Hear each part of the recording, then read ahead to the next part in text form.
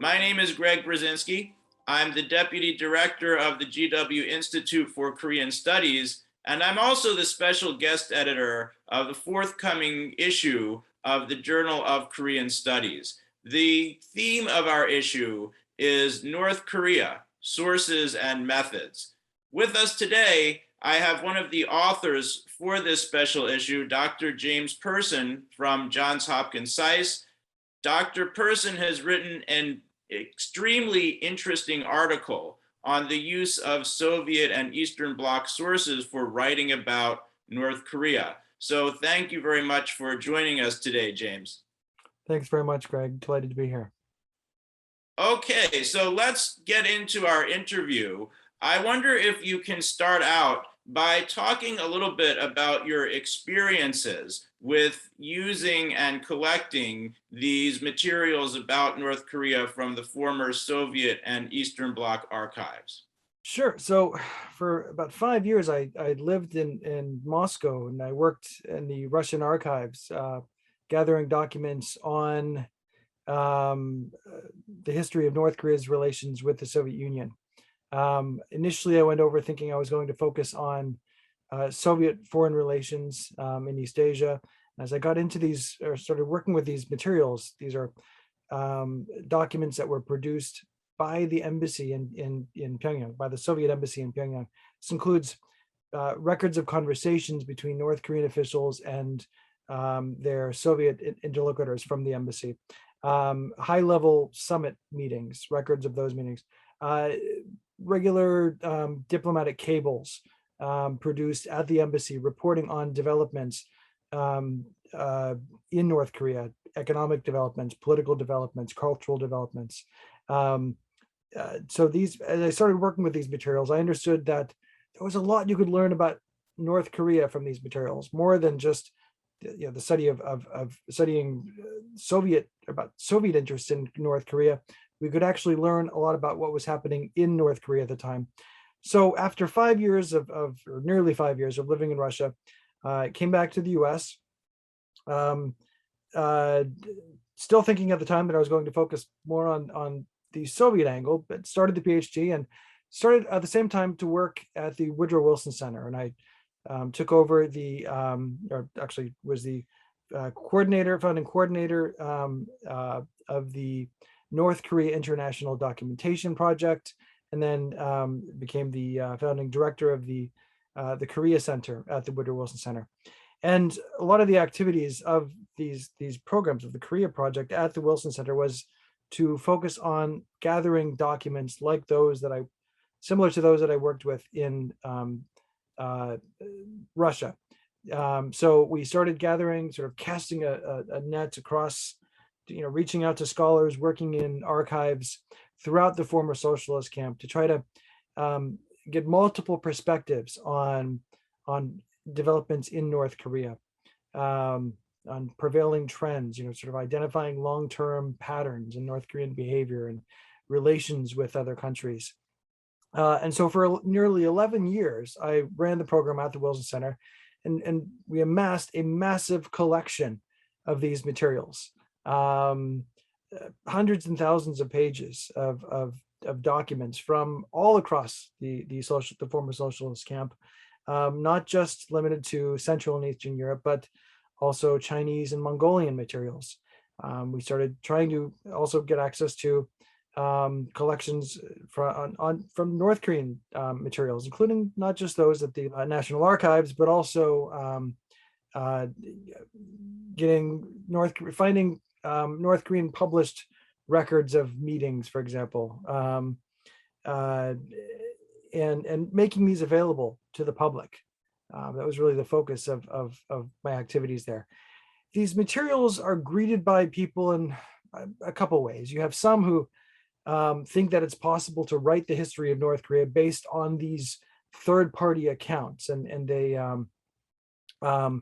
in fact, are largely dismissive of North Korean materials because of the fact that they come from a system where there's heavy state control of what is produced. But then you have others who say, well, these are not produced by the North Koreans, therefore they are inherently flawed, and they all too readily dismiss them. And so the purpose of the article really is to show that there's a lot that we can actually learn about North Korea from these materials. Let's not dismiss them, but let's actually look at what's of use in these materials, because there's a lot of great stuff. But then I also highlight some of the challenges of working with some of these materials. Right. And of course, these materials are an incredible resource, and all of the hard work that you put into it during your years at the Wilson Center helped to make it available to scholars so widely. But I think, as you mentioned, what makes this article so interesting, and what perhaps is going to really make it something that people in the field have to pay attention to, is your critiques of some of the problems with using these materials. So I wonder if you could elaborate on that a little bit. What are some of the issues and problems that you see with working with these materials? Well, again, I think they are a tremendous resource. They really provide backdoor access to North Korea. A lot of the things that North Koreans will never actually publish in their own or on their own, or say in their own publications, you see in these materials. You have the statements of North Korean officials, talking about prevailing trends in economic, political, cultural trends in the country. They'll talk about these things with their interlocutors, but there are a lot of caveats. There are things we need to be mindful of when working with these materials. You're working with materials that are produced by people who, in most cases, had very little knowledge of Korean history or culture. And this is important when, for example, we're looking at the diplomatic cables that are being produced by these embassies about ongoing trends. And it comes through at times. You can see, for example, that there is this unfamiliarity that in many ways is reflected in the reporting. You can detect, for example, sense or sort of a feeling among some of these diplomats of cultural and cultural backwardness in the DPRK, or political backwardness, of immaturity, political immaturity, and there's in many ways a level of arrogance that comes through these materials that we need to be mindful of. So this is just one of the many things we need to pay attention to as we're looking at these materials. No responsible scholar would look at US records, US diplomatic records, without trying to discern, for example, or without interrogating them for evidence of this unequal thinking. But scholars don't do the same when working with these Soviet materials, or these former Socialist Bloc materials.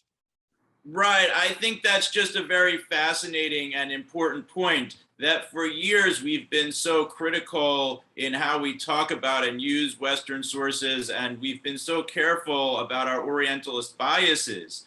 But then when we've taken these sources from the Soviet Union and the Eastern Bloc, we've been almost completely empirical in how we use them, and we haven't applied the same kind of critique. And I think your article is going to be just a fantastic contribution, because it's really the first article that I know of that tries to do that. But let me ask you one more question.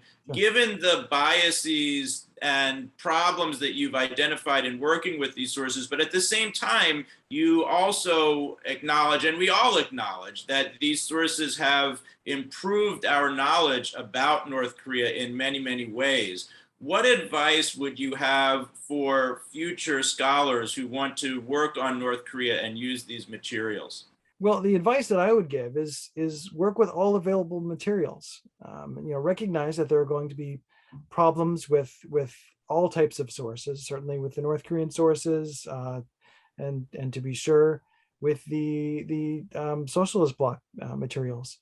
But by working with them together, you're able to fill in gaps, or get insights and sort of check them off one another, and I think the picture that emerges is much more complete. But just again, recognize that that no source on North Korea is going to be perfect.